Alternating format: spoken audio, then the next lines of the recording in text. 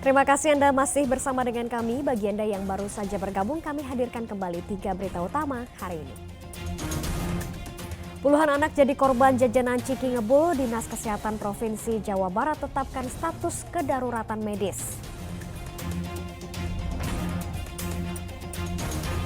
Puluhan anggota geng motor ditangkap di Kota Cimahi dan Kabupaten Garut karena menganiaya dan meresahkan warga. Seorang korban ledakan petasan di Kecamatan Kebun Pedes, Kabupaten Sukabumi masih dirawat di RSUD Syamsuddin, Kota Sukabumi.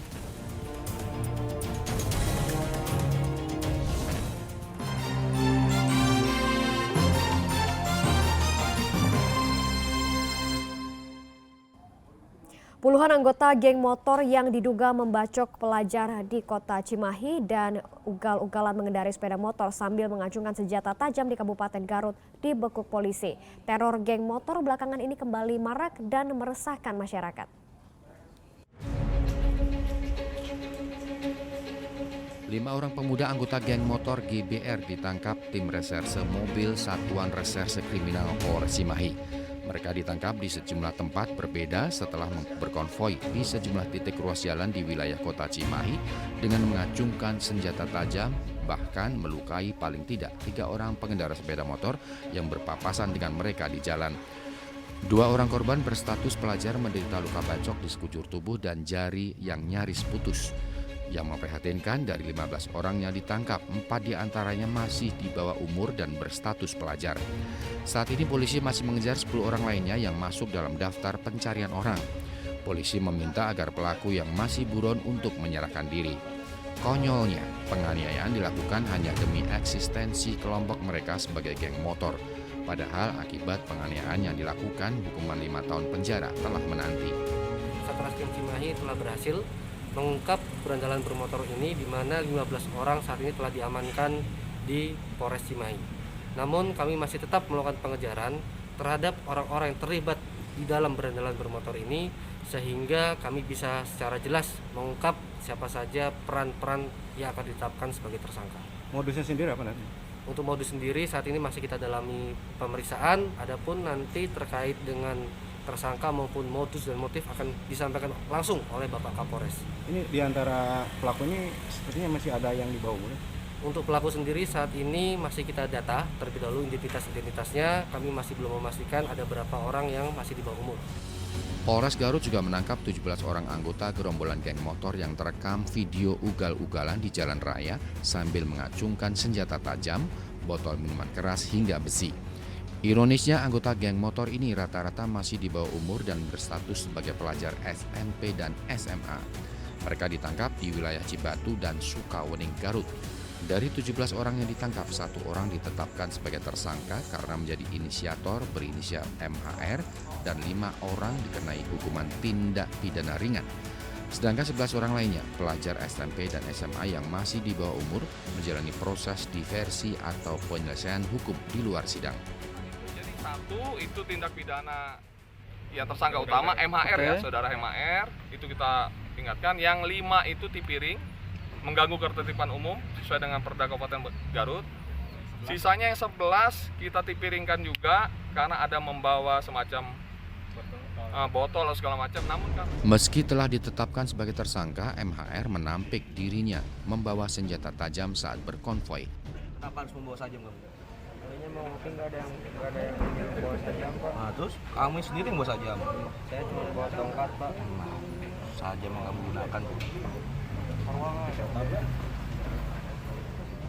Selain mengamankan pelaku, polisi juga menyita sejumlah barang bukti berupa pakaian, senjata tajam hingga kendaraan yang digunakan. Seorang tersangka dijerat Undang-Undang Darurat karena tuduhan membawa senjata tajam dengan ancaman hukuman 10 tahun penjara. Muhammad Abbas dan Eko Setiabudi melaporkan dari Kota Cimahi dan Kabupaten Garut.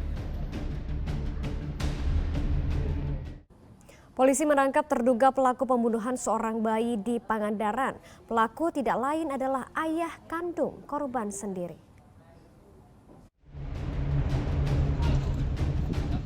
Redi ditangkap anggota Satuan Reserse Kriminal Polres Pangandaran dari tempat persembunyiannya di sebuah gubuk di tengah hutan Sidamulih, Kabupaten Pangandaran.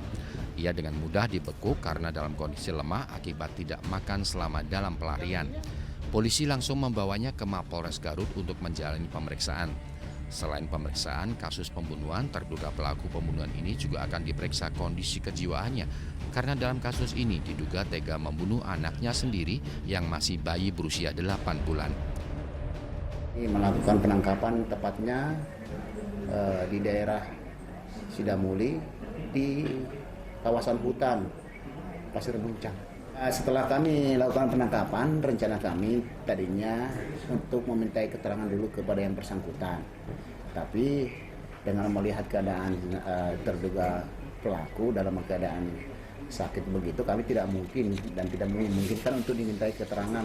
Kami akan melakukan dulu tes kejiwaan kali psikologi kejiwaan, karena yang menentukan dia mengalami gangguan kejiwaan kan bukan dari kepolisian tapi dari ahlinya langsung. Itu ada memang pendarahan di kepala sama di tulang rusuk sebelah kanan, kepala sebelah kanan sama tulang rusuk sebelah kanan. Kasus pembunuhan ini terungkap setelah polisi menemukan jasad bayi berusia 8 bulan bernama Evin yang dikubur setengah badan di dekat sebuah tambak yang sudah tidak dimanfaatkan lagi. Autopsi jenazah korban menemukan adanya luka di bagian belakang kepala serta tulang rusuk yang patah. Saat ini polisi masih melakukan penyidikan dan belum mengetahui pasti motif pembunuhan. Eko Setiabudi melaporkan dari Kabupaten Pangandaran.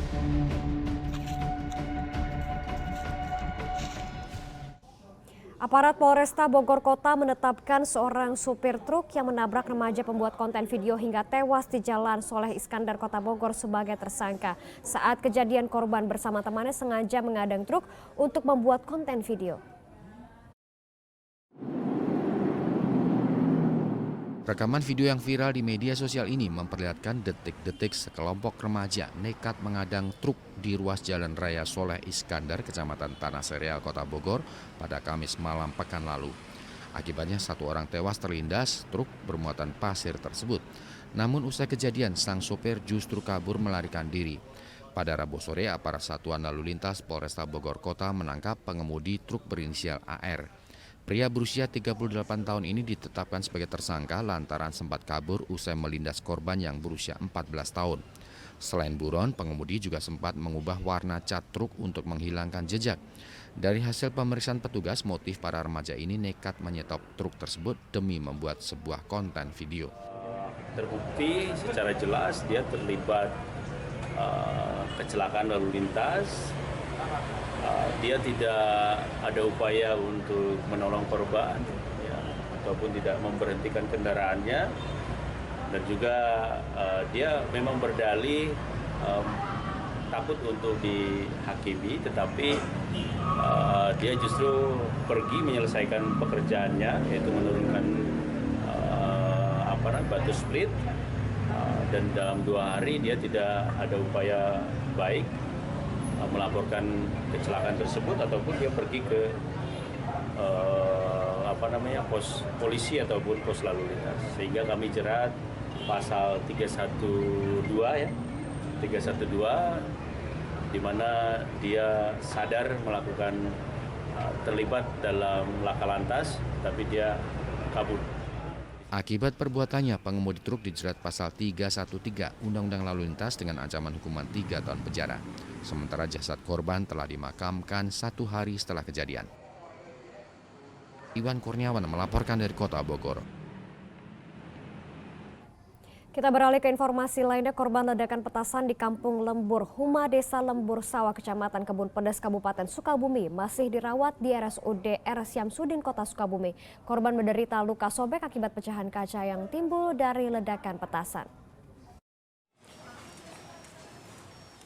Korban berinisial AD berusia 24 tahun masih menjalani perawatan intensif di ruang instalasi gawat darurat RSUD R. Syamsuddin, Kota Sukabumi hingga Rabu sore. Korban menderita luka robek di bagian wajah akibat pecahan kaca yang terlontar akibat ledakan dari sebuah gubuk perajin petasan sehari sebelumnya. Ada korban luka robek di daerah wajah terutama sebelah kanan. Barusan kita anamnesa, ternyata memang menurut pengakuan pasien dan keluarga dia lagi sedang bekerja terkena pecahan kaca.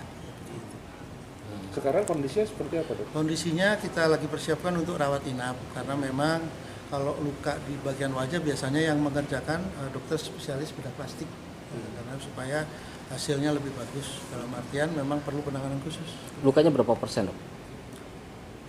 Kalau luka kan kalau persentase biasanya luka bakar ya. Ini Ya. luka robek. Jadi karena kaca seperti itu ya luka tajam. Harus dijahit?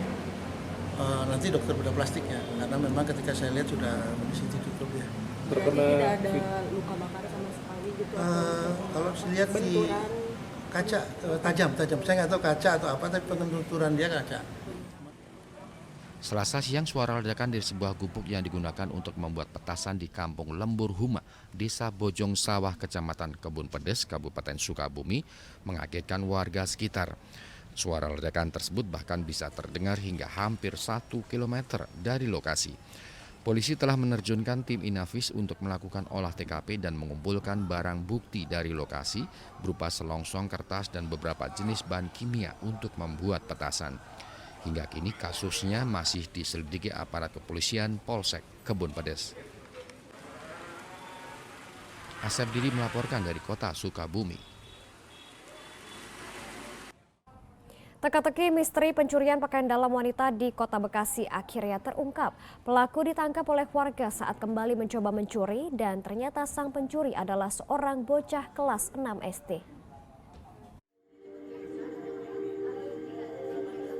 Sempat meresahkan warga, teka-teki misterius pencuri pakaian dalam wanita di lingkungan warga Kelurahan Kranji, Kecamatan Bekasi Barat, Kota Bekasi, akhirnya terungkap. Pelaku ditangkap warga saat akan mencoba kembali mencuri pakaian dalam di lokasi yang sama di sekitar rumah kontrakan. Menurut warga, pelaku pencurian pakaian dalam wanita tersebut adalah seorang bocah yang masih duduk di bangku sekolah dasar kelas 6 berinisial F berusia 12 tahun. Saat kejadian, warga menunggu dan melihat pelaku mulai mengendap-endap sambil melihat ke atas jemuran. Warga pun kemudian menangkapnya. Saat didesak, akhirnya sang bocah mengakui telah 2 kali melakukan pencurian pakaian dalam wanita. Maling ketangkep, motifnya apa? Alasannya apa di nyuri? Alasannya mau jajan. Hah? Mau jajan. Oke. Jajan ke warung. Tapi kan warungnya kelewat. Lagi ngintip, saya lagi ngomong PRT, dia lagi ngintip saya. Nah, akhirnya ada yang ngeliat orangnya ketangkep, dia mau diapain lagi. Iya. Ngapain di pojokan ngintip. Nah, kalau alasan nyuri celana dalam, pakaian dalam, buat diapain, dipakai apa katanya. Dipakai, dipegang-pegang terus dibuang. Oh, lah itu pelakunya kelas berapa dan usia berapa? Kelas 6 SD sih. Kelas 6 SD? Iya. Usia perkiraan, Mas? Usianya ya. Paling 12 tahun? Iya, segituan. 12 tahun ke bawah ya? Bocah tersebut kemudian diserahkan kepada ketua RT setempat dan dilaporkan kepada kedua orang tuanya. Sebelumnya diberitakan video aksi pencurian pakaian dalam wanita tersebut sempat viral di media sosial. Dari informasi yang beredar diketahui sudah 6 kali terjadi aksi pencurian pakaian dalam wanita. Awang Darmawan melaporkan dari Kota Bekasi.